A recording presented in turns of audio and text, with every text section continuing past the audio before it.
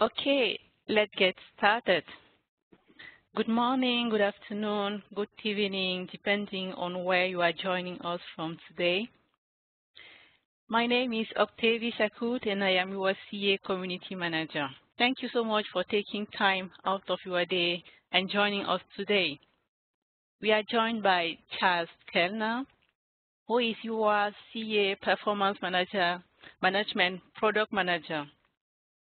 And he's here to talk to you about CA performance management, discovery, and monitoring best practices. Before we get started with today's session, I just want to let you know that if you are using the WebEx audio to listen to this webcast, you should use the Q&A box right in the WebEx to ask any question you may have along the way. At the end of the presentation, I'll tell you how to unmute yourself so you can ask some live questions. That said, it is now my great pleasure to give you the floor. Chas, if you are ready, you can take it away. Thank you. I am. Thank you. Again, good morning, good afternoon, good evening. Thank you for joining us today. Those of you familiar with this series, this should be familiar. For those of you who are joining us for the first time, this is really meant to be an interactive opportunity for you to ask your questions about performance management, about best practices, how to use the tool, how to get the most out of it.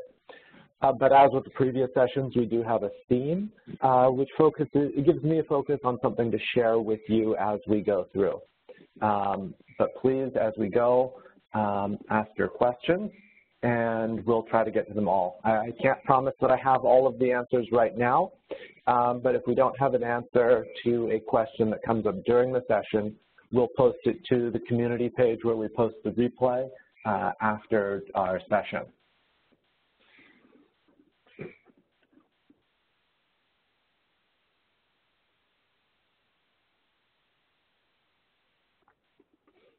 So what I wanted to talk about today is the performance management discovery and monitoring best practices. This is an area where, as I've worked with customers, I've seen that the concepts are a little bit abstract, but once you go through the process, everything seems to fit a bit better. And so I wanted to do that logically and methodically. We do have documentation that covers the same content under the Getting Started section of the Performance Management DocOps page. Let's configure monitoring in a new environment and configure reporting in a new environment, which is kind of the secondary piece to this. We're going to be focusing on the monitoring, which includes discovery and then monitoring configuration. And what we've done here is really break it down into simplified steps that point you out to the rest of the reference content for full detailed information, but break it down in a way that's easy to understand the concepts and easy to walk through. So I'll be using this as a guide to show us the process, but I'll be focusing primarily on the live demo. Octavia, if there's any questions in the Q&A, can you let me know and read those out to me? Yes. Thank you.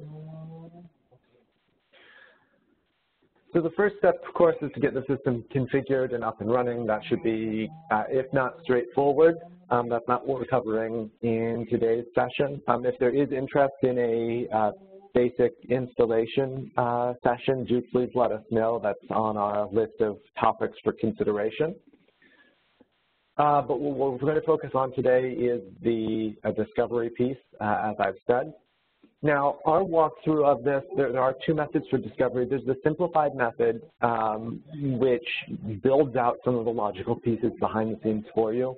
And I'm going to leave that out in today's presentation because I really want to get to the underlying concept. So where we start with discovery is configuring Snmp profiles.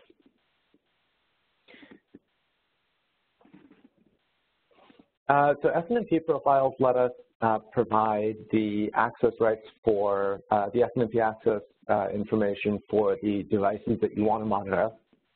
And each Snmp profile contains a single community string, or in the case of Snmp v3, the full authentication information for those devices. And the reason we do this first is that you then apply these to the discovery profiles.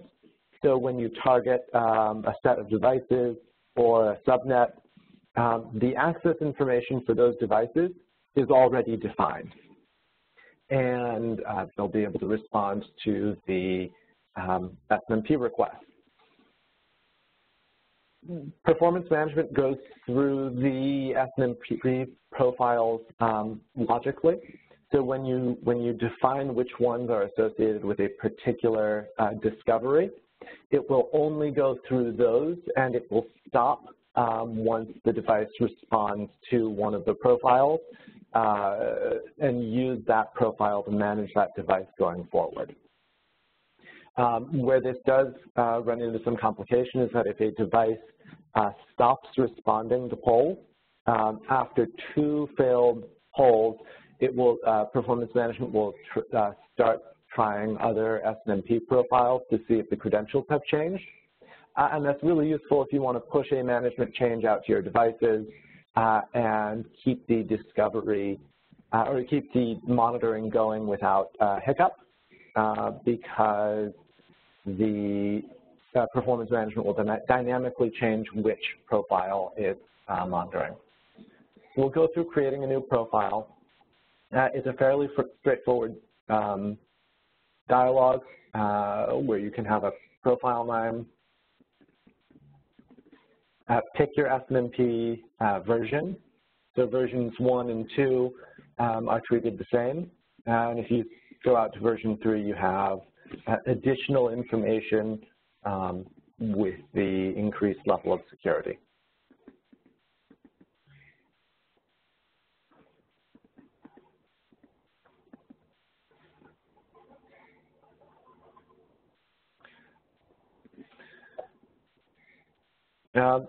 So like I said, this is fairly straightforward. If you do Snmp v3, putting in the password is going to hide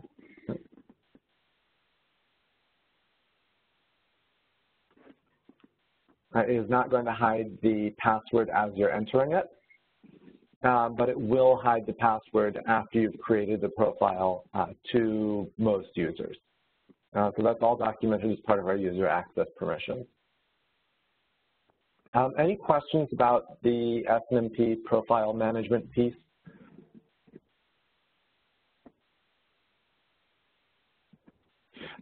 The one thing that we do often here is for customers who are using Spectrum in an integration with performance management, is that the Snmp access credentials do need to be managed separately in performance management and in Spectrum.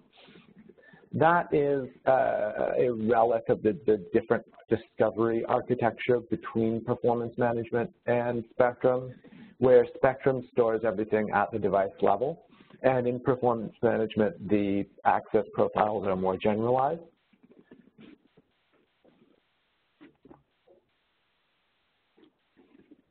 But the next piece of the discovery process gets into the actual discovery profiles. And this is part of the monitored items management. This is also known as the data aggregator admin UI once you get into this section. But this is where we have our discovery profiles. And I'll just walk through creating one of these.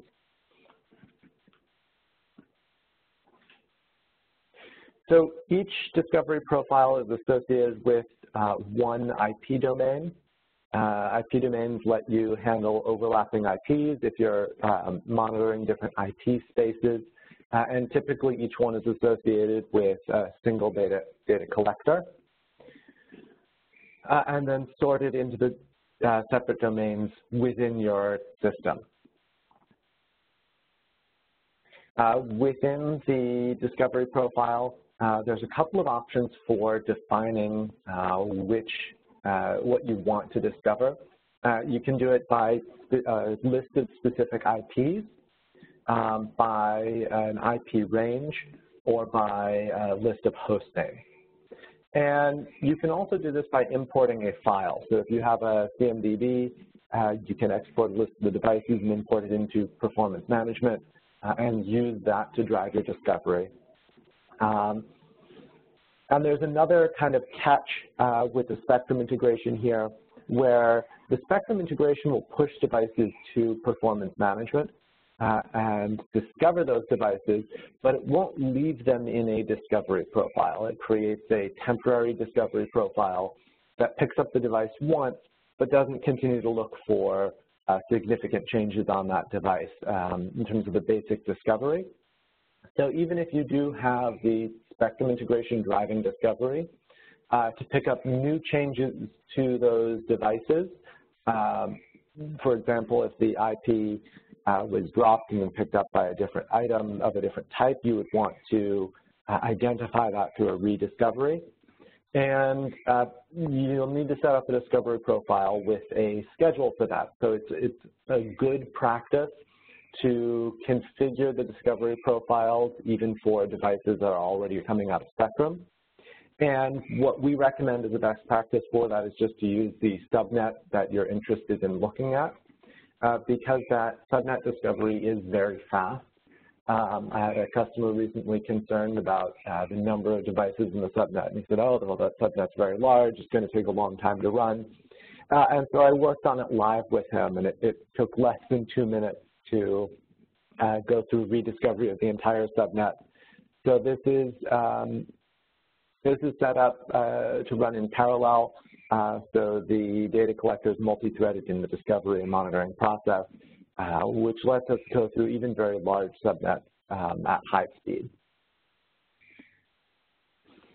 When we get into the schedule, depending on the change rate in the network, we typically recommend a daily rediscovery where you can run it during non-peak hours and pick up any changes in the range. We do also offer a weekly option, so if, for example, you have peak hours through most of the week and only have a maintenance window during a particular period, you can set that up to run at, say, Wednesday at 1 or Monday and Wednesday or whatever set of days and weeks or whatever set of days and times you're interested in running the profile. Then we get into the interlock with the Snmp profiles. And if you have set up by default, we use all of the Snmp profiles in the system. But if we recognize that in large complex networks, you don't want that level of Snmp monitoring traffic to go out and hit the device with requests that are going to be denied anyway. So for any discovery profile, you have the ability to pick just a couple of Snmp profiles that would be relevant. In this case, I'll pick 2 and bring them in. And so for this discovery profile, only these 2 Snmp profiles would be used to try to access those devices. And this is searchable, so if you have a larger list than just this one scroll bar's worth of information, you could quickly narrow things down and it would give you the relevant profiles. While that can still be challenging in large complex environments, for example, where each device has unique credentials, there are ways to automate that through the REST APIs in terms of managing discovery profiles, devices, and the Snmp credentials being used. There are some advanced options with discovery profiles as well. The ability to decide how names are set and whether or not to use ICMP.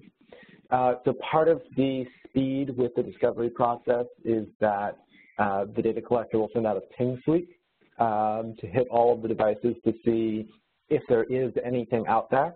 And if it gets the ping back, it will then send out the full Snmp request to try to discover the device. But if your network is not ICMP enabled, the devices are configured to not respond to ping, you can clear this option, and it will start with the Snmp search, which does take a little bit longer, but lets you get around that limitation. Additionally, there's the option to create pingables. That means that anything that responds to the ping will get created as a device in performance management. It's not a manageable device because there's no Snmp access at that point.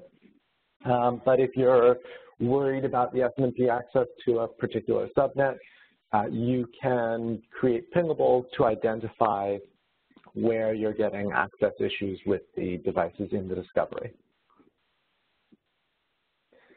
Any questions about the discovery profile thus far? We have a question, Chaz. What is the best way to see which devices are associated with an Snmp profile?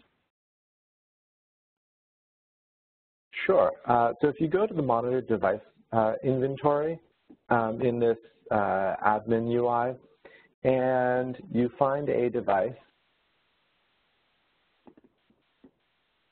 one of the tabs here shows the Snmp profile that's being used, and it's going to take me just a moment to find it here.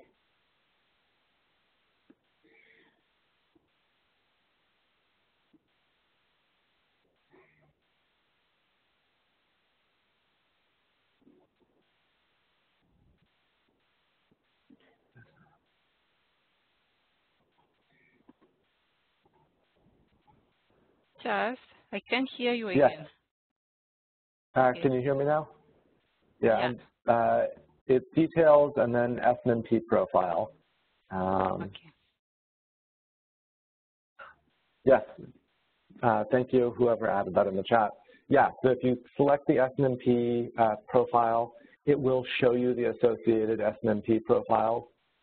So the get profile is the profile that it's using to get information. And so you can override this at the individual device level by setting it in this UI, and that will change which profile is being used. You can also see which version it's using. And then if the device is set up to have IPSLA tests configured by performance management, it will also have an associated Snmp set profile.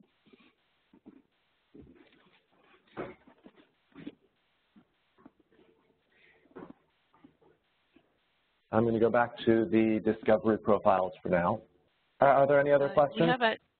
We have another question this time in the chat.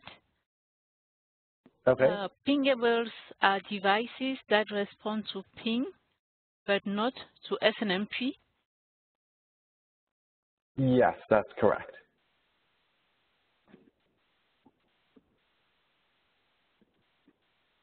And another one from Dick, detail Snmp profile.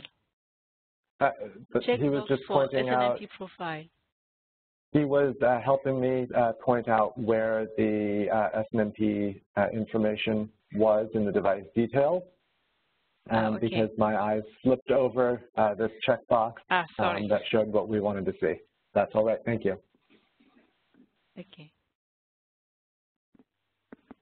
I don't know if Chris got answer to his question because he added there was an addition, but how do you see all devices as, I think it's, how do you see address. All devices associated.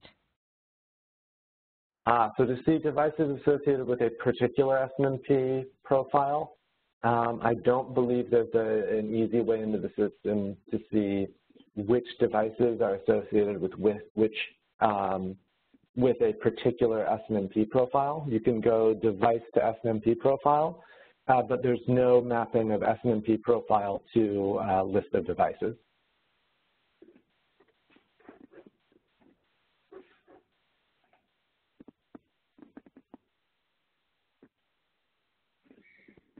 And did I see another question come across?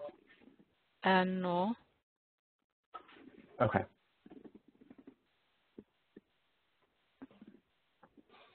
So the other piece of is there a global way to set the step profile?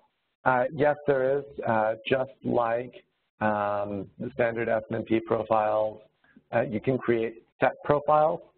So when you create an Snmp profile, you can either use it for as a set profile or a get profile.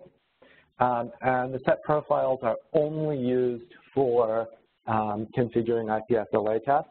We don't use those profiles to discover devices.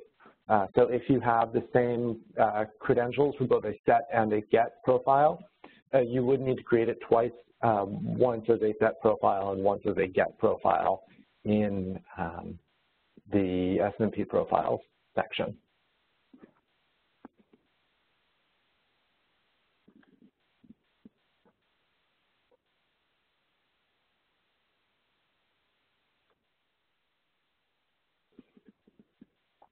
So looking at a discovery profile, you can see just in the same management UI whether its current state and whether it has a schedule or not. So in this case, you can see if it's scheduled, what's the next runtime. And I'm actually going to run this now, or I'll actually show you the history first. So if you look at the history, you can see the full set of runs of that instance. And in that, you see the summary. So in this case, it says nothing new, 291 devices that were not able to be contacted. And that's because this is our shared demo system. There's a lot of change in terms of which devices are in here, and we don't pull them out of the discovery profiles when those SIMs are taken down. But it would let you know if devices stop responding to Snmp. You can go in and look at the history of discoveries to identify where you're running into problems. So here you see a slightly different story. So here there were only 290 devices that didn't respond. The 21 devices only responded to ICMP and were not created. This is because we're not running with that create pingable. Did I see another question come across? Yeah, we have another question. Is there a global way to set the set profile? We already talked about that one. I think there was a second question after that one. Okay. Yeah, maybe in the chat then, instead of the Q&A. Yeah, we have another one in the chat. So when devices are discovered by other data sources like NFA and Spectrum, I think IP is used to resolve it as a unique device. But sometimes safe device is discovered with different IPs. So how to resolve this problem? So to resolve that problem, we actually do look at more than just the IP where it's discovered, because we know that devices can respond on more than one IP address. And so we look through more information than just the first IP that we discover it on. We compare the full list of IP addresses for the device that are contactable by the system, and also look at the system name and host name to do clever reconciliation. I don't know the technical details of how all of that works, but we are able to reconcile the devices even if they are discovered on different IPs.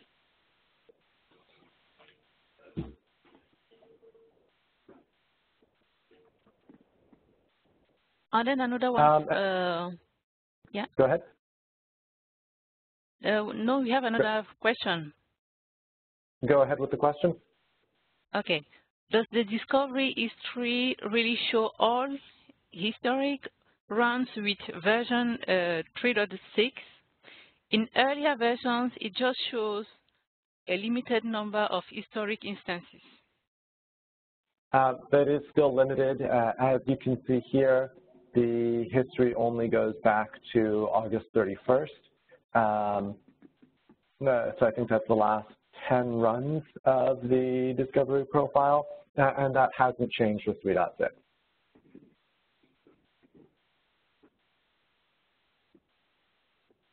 And the next question, do the pingables count against license? I don't believe so, but I will have to verify that. The only metric that we collect for pingables is reachability, the only metric family that gets applied to pingable devices, and that's only going to measure did it respond to the ping and what is the latency from the collector to the device. That'll be one of the questions that I follow up on in the community post.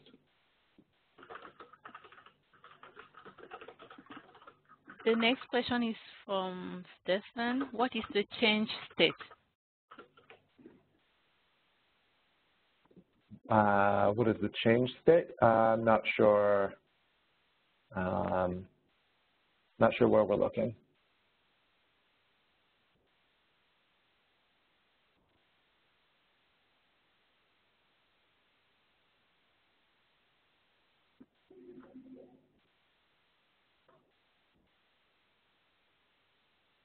No, I'm sorry. I'm not sure what that question is looking at specifically. Maybe Stefan can provide with more details.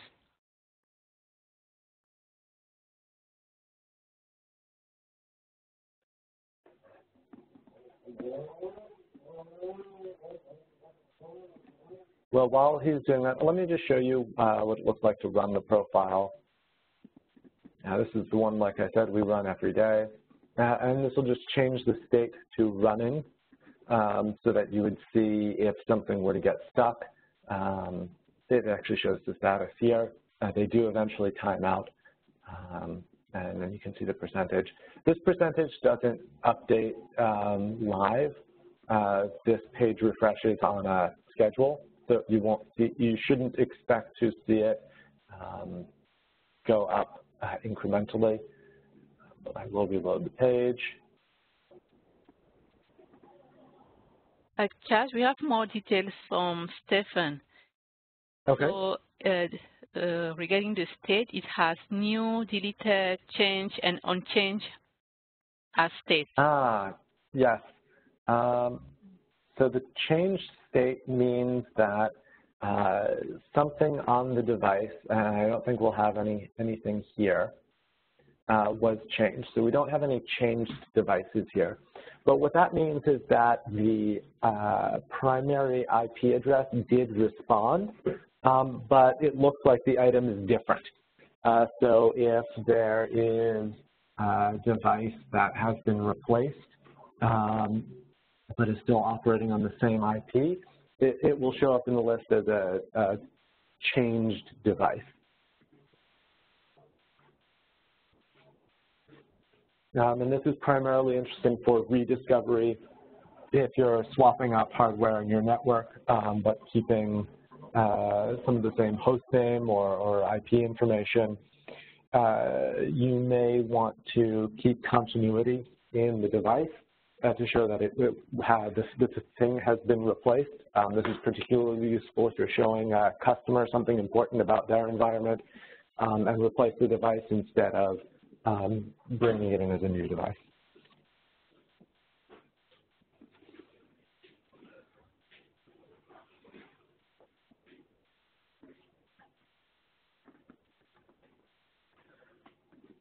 Okay, are there any other questions?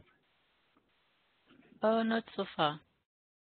Okay, and you can see that this is now done. So like I said, that is a very fast discovery. And if we look at the history now, we'll see that it was run today. And of the things that were found, there's nothing new here.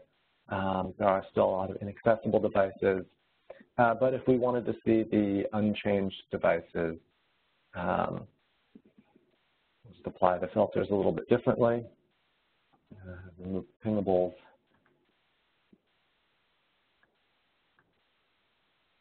So I guess this one's only looking at pingable devices.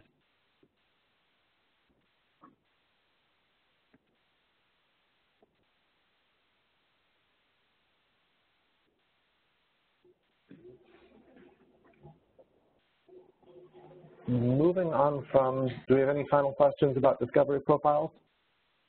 Yeah, there is one more question. Can you have scheduled discovery results emailed out to administrators?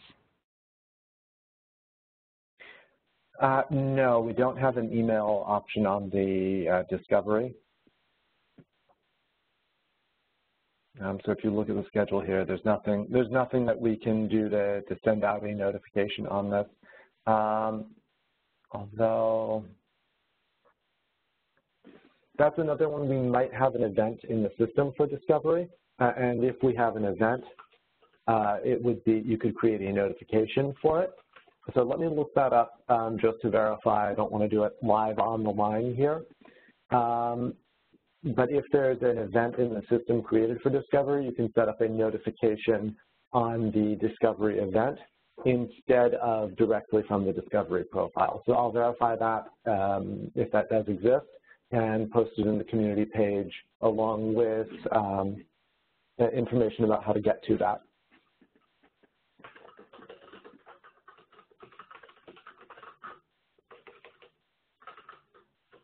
Thank you for the question.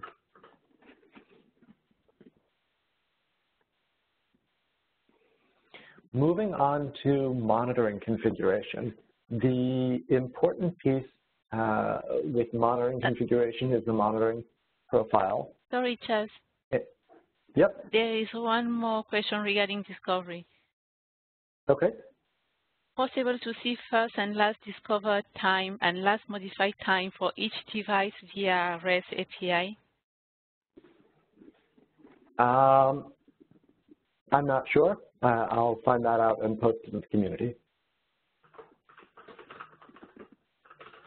Okay.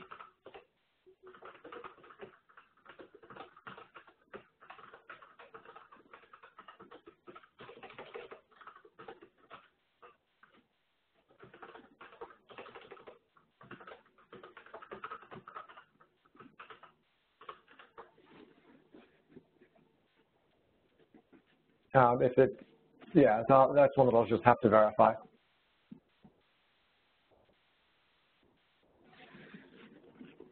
Okay, so we like our profiles in performance management. Discovery profiles tell you how to discover a thing. Monitoring profiles tell you how to monitor it. And this is kind of a critical concept that I see, especially new users of performance management run into some difficulty, because the discovery profile only applies to devices. And looking at devices means when you're not looking at interfaces. So if you run discovery, you'll pick up the routers and switches, but it won't pick up interfaces until there's a monitoring profile configured to look at interfaces. Each monitoring profile, and I'll create a new one here, tells you what to look for and how often to look for it.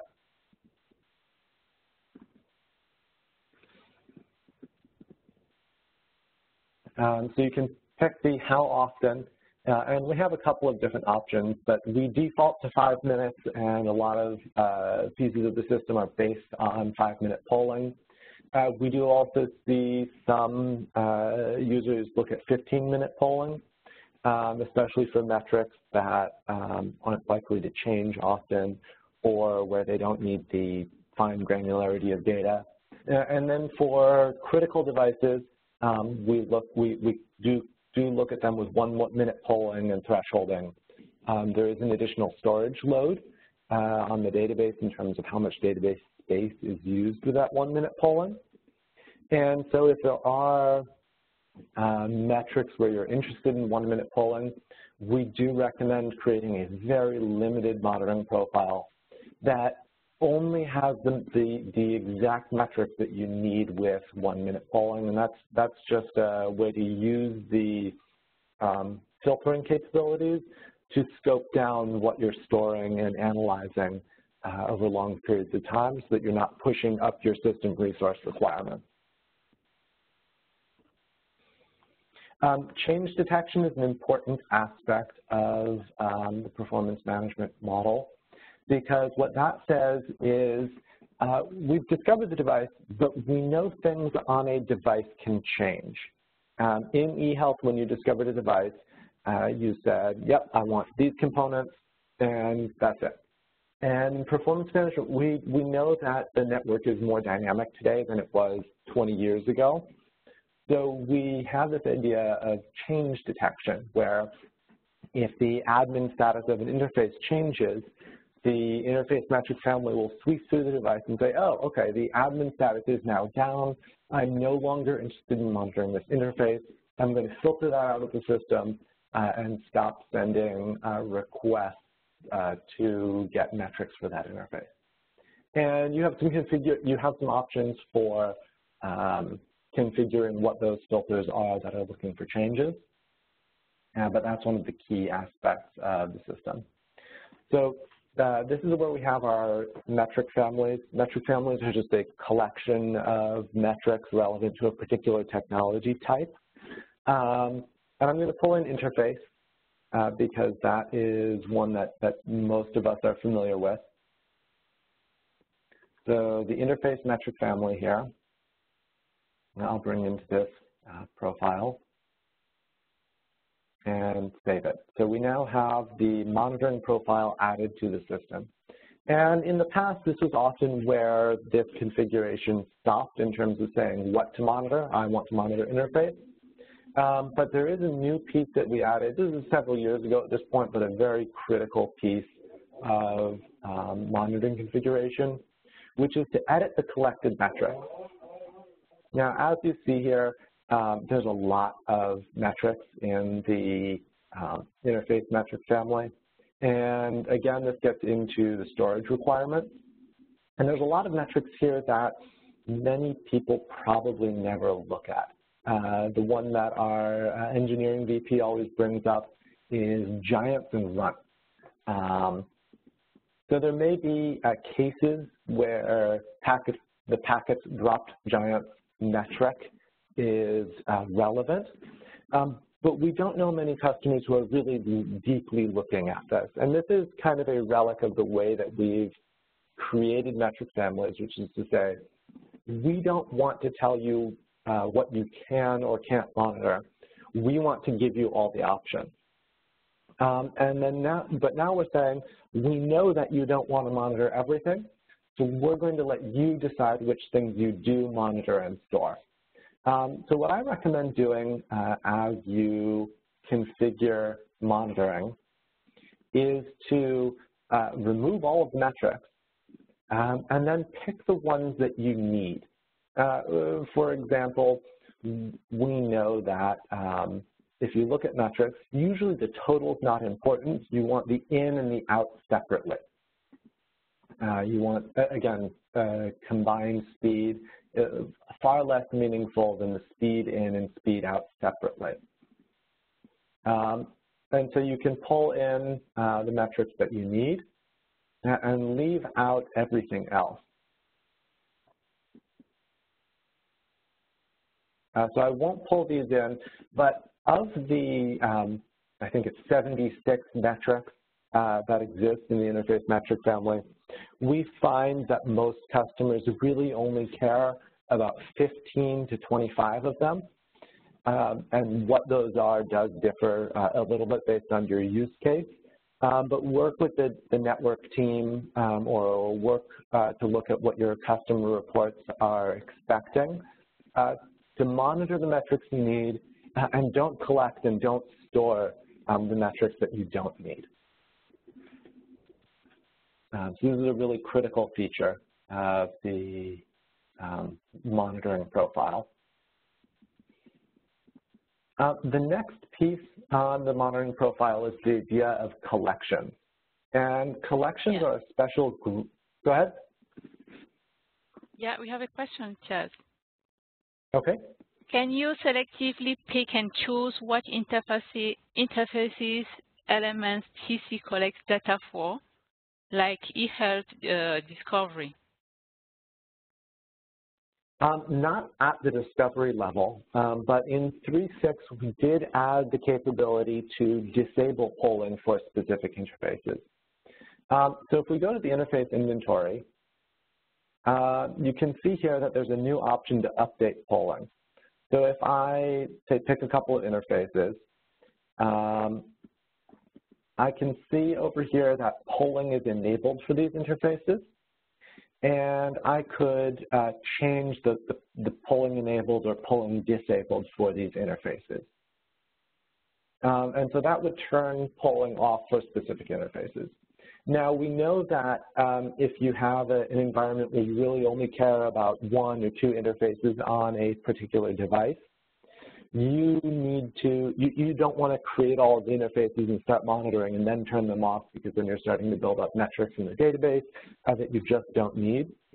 And so along with this polling control, we added the ability to change the default behavior of the system so that by default, the polling would be disabled for interfaces that you're not interested in.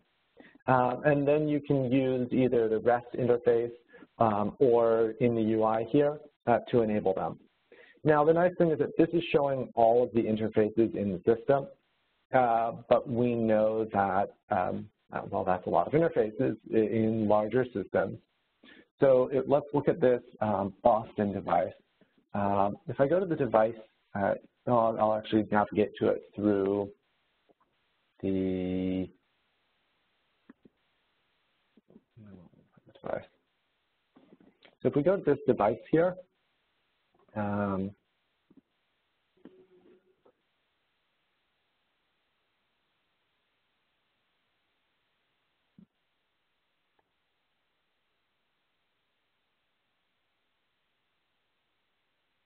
and look at the interface health for the device,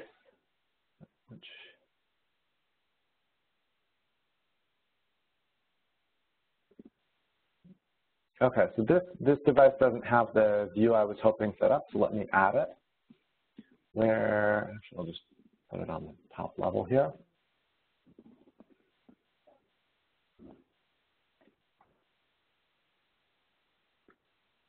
So if we edit this and we add an interface inventory view,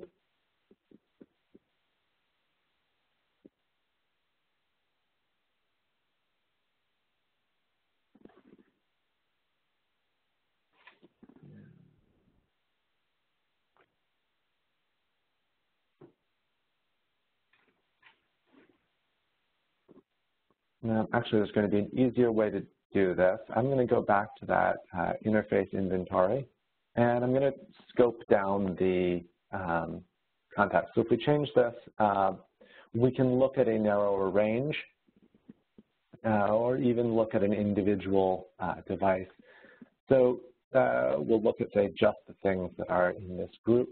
And so you see it's scoped down to only the interfaces in the group that you're looking at. So there's a lot of capabilities to narrow that view down to manage them through the UI. We have one customer who, by default, does not monitor their interface capabilities because they're monitoring primarily the system-level metrics for the devices, looking at CPU and memory. But their network team occasionally engages in projects where they want to see a before and after view of the interface performance. And so they collect all of the interfaces as inventory, and then the network team can go in and turn on monitoring for a set of interfaces, view their project, measure the effect, and then turn off the interface monitoring after the fact. So it gives you a lot of nice granular control, like I said, that's also available through REST and that's all documented very clearly. Interfaces are the only component types that are configurable in this way directly in the interface, like the web UI. But the other component types are configurable to turn on or off for polling being enabled through the REST interface.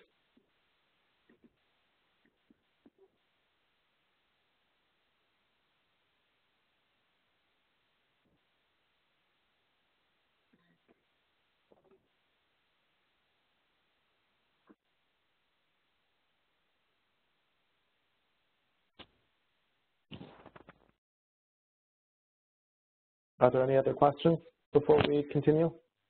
Yeah, the next question, what is the difference between the Snmp changes, like new component on device? So what is the difference between the Snmp changes found during scheduled discovery in discovery profiles and change detection rate in monitoring profiles? Or how do they complement each other? Sure. So the discovery profile is really only looking for, does this device exist or not? It's going out and it's looking at the system name, the host name, the IP address, and if you have that rediscovery enabled, it will go out and sweep the subnet or check the IPs that you specified to look for those devices and look for changes. And so a change there would mean that device IP has changed or the system name at a particular IP has changed. It's looking really at that very high level. The rediscovery on the monitoring profile is looking for changes in the monitored components of the device. So for example, if you're looking at the CPU and memory metric family, it will look at the CPU or memory components on the device. If you're looking at the interface metric family for a particular profile, it will look for new interfaces or changed interfaces on the device. So the discovery profile is looking for, is this device here? Is it the same device? The metric family is looking for, on this device, have there been any changes? Has an interface been added or removed? Is there a change in the speed assigned to a particular interface? So it's more granular looking information.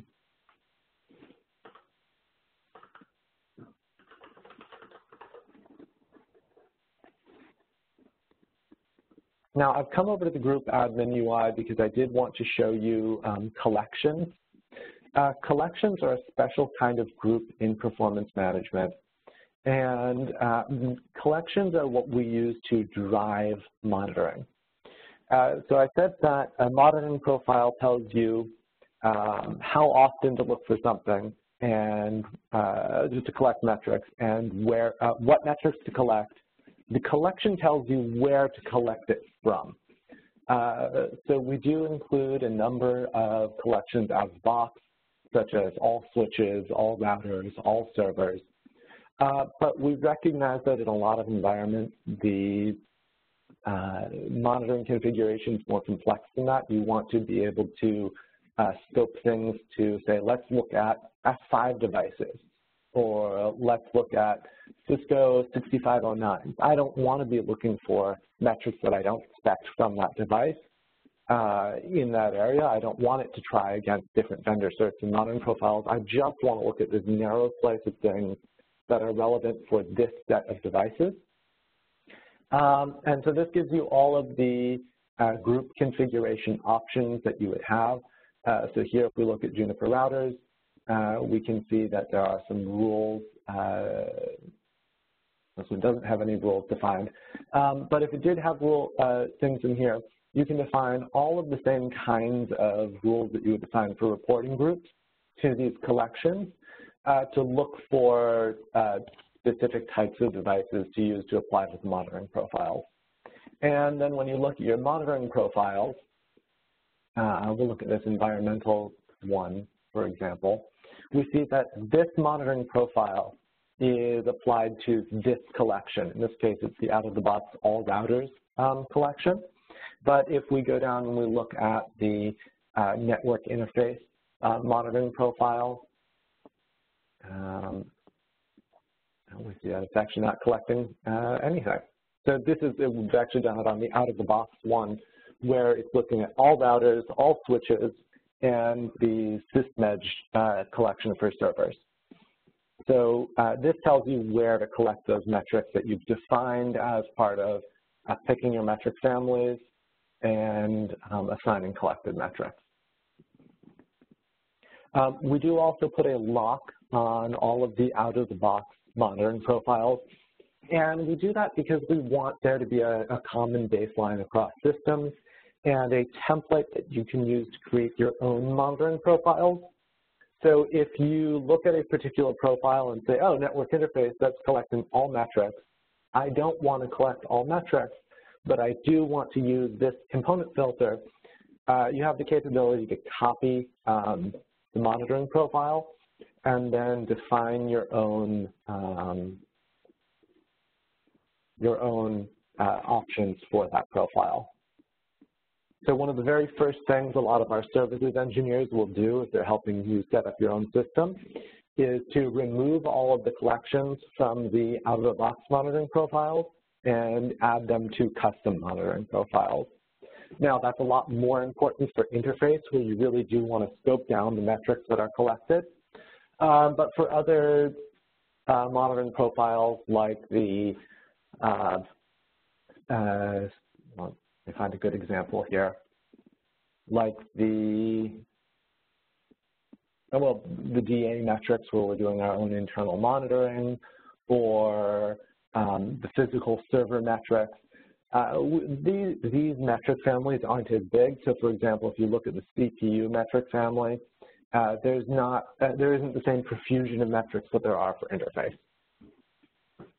I am aware that we're getting close to the top of the hour, and that kind of gets us through the core monitoring configurations that after you assign that collection of the monitoring profile, it will start to go out and look at that collection and start collecting metrics for those devices.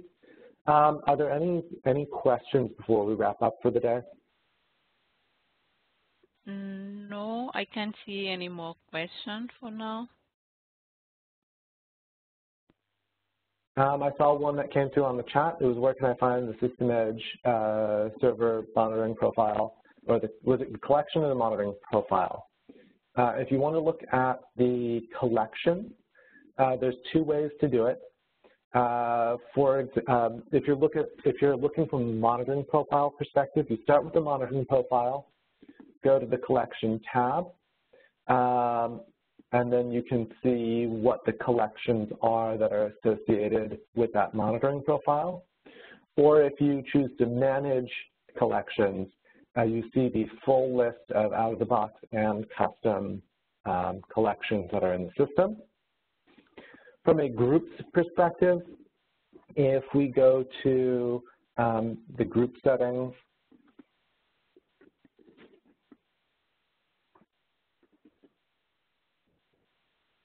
and then scroll down to the section on collections, you should be able to see the full list of collections under this heading. And so here you see System Edge servers as a collection. I believe this is a custom collection that was built for the demo environment to look at all of the servers being monitored through the SysEdge vein. And I think I missed another question. Yeah. So when Spectrum discovers a new device, it shows up in CAPC inventory, but not in DA discovery profile. So how to get it into the DA discovery profile and into a collection so that it will be monitored by a DA monitoring profile? So what happens with the Spectrum discovery is that if a new device is discovered in Spectrum, it pushes it to a discovery profile that is going to be run once in performance management to add the device to the system and then removed. From a collections perspective, collections, just like groups, have rules assigned to them so that if the device is discovered in the system, it will be added to the collection automatically. And once it's added to the collection, monitoring occurs and the change detection at the metric family level will occur as well. The only thing that doesn't happen automatically is the rediscovery for those device level changes, saying, has this device been assigned a new IP? Has this, does this IP have a new system name or host name associated with it? So while you do get, you don't get that regular sweep to see if there's those high-level changes, you will still get the metric level, component level collection and discovery happening as expected.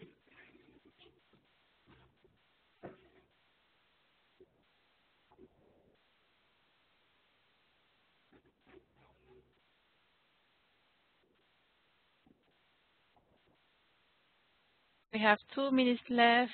Any other questions? Are there any questions in the chat? In the chat, I can't see any question.